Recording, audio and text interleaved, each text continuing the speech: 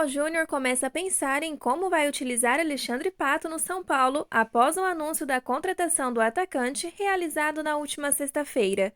O novo reforço tricolor ainda está longe de reunir condições do jogo, mas o treinador já avalia algumas possibilidades. Conforme apurou a Gazeta Esportiva com membros da comissão técnica do São Paulo, a ideia de Dorival Júnior é utilizar Alexandre Pato como segundo atacante, semelhante ao papel que Luciano exerce na equipe, figurando como um atacante mais móvel, muitas vezes saindo da área. Apesar de Pato ter teoricamente um concorrente de Luciano, Dorival não descarta um ataque composto por ambos ao lado de Calleri.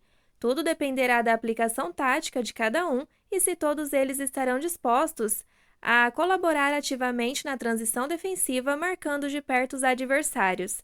Uma prova de que Pato, Luciano e Calleri podem atuar juntos é a introdução de Marcos Paulo no time do São Paulo.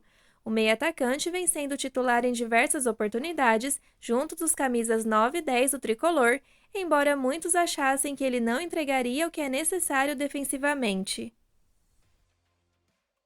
O São Paulo se blinda para encarar a partir da janela de meio de ano o interesse de europeus pelo zagueiro Beraldo. Uma das maneiras do clube aumentar a sua fatia dos direitos econômicos é negociar com o 15 de Piracicaba, que se mostra disposto ao diálogo.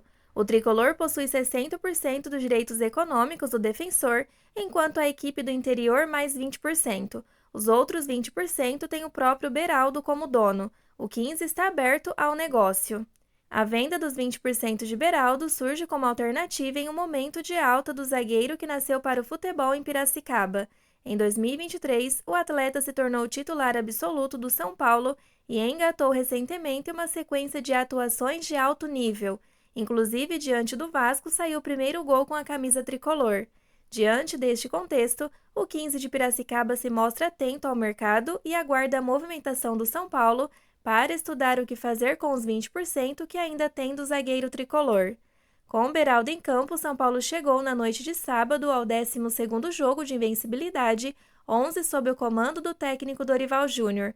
O tricolor bateu o Goiás por 2-1 de virada para mais de 45 mil pessoas no Morumbi e subiu no topo da tabela. Vale destacar que o jornalista Jorge Nicola falou em seu canal neste domingo que o Nickerson está interessado e de olho no jogador do São Paulo. Há algumas curiosidades no mundo da bola que talvez você não saiba. O baterista do Titãs contou ao UOL que jogava como zagueiro e que foi aprovado em um teste no São Paulo aos 14 anos. Ele foi levado à peneira junto com outros garotos com quem jogava em sua rua por um vizinho que era conselheiro do clube. Seu pai, no entanto, foi contra ele treinar no Morumbi. O menino, que morava na Vila Mariana com a família, ouviu, em meados da década de 1970, que a ida até o bairro na zona oeste de São Paulo era um entrave. Sua alternativa para tentar seguir no futebol também não deu certo. Ele não entrou na Portuguesa. Participar de uma peneira no Corinthians, seu time do coração pela influência insistente do pai, nem sequer entrou nos planos para a distância de Itaquera. Charles começou a tocar bateria aos 16 anos e seguiu carreira na música.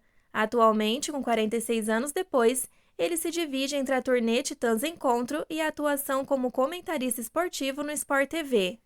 A paixão de Charles por esporte se somou à dos outros integrantes do Titãs. Ele contou que o grupo amava debater futebol e que eles sempre jogavam nas horas vagas. Foi a relação do futebol com a música, inclusive, que o credenciou para comentar na TV. O primeiro convite veio em 2011 e partiu de André Rizek, que na época comandava o programa Redação Sport TV. Charles continuou sendo convidado e, de programa em programa, acabou sendo efetivado em 2020. Para chegar sempre inteirado nos assuntos do dia a dia esportivo, o baterista conciliava tarefas e consumia o máximo de informação que podia.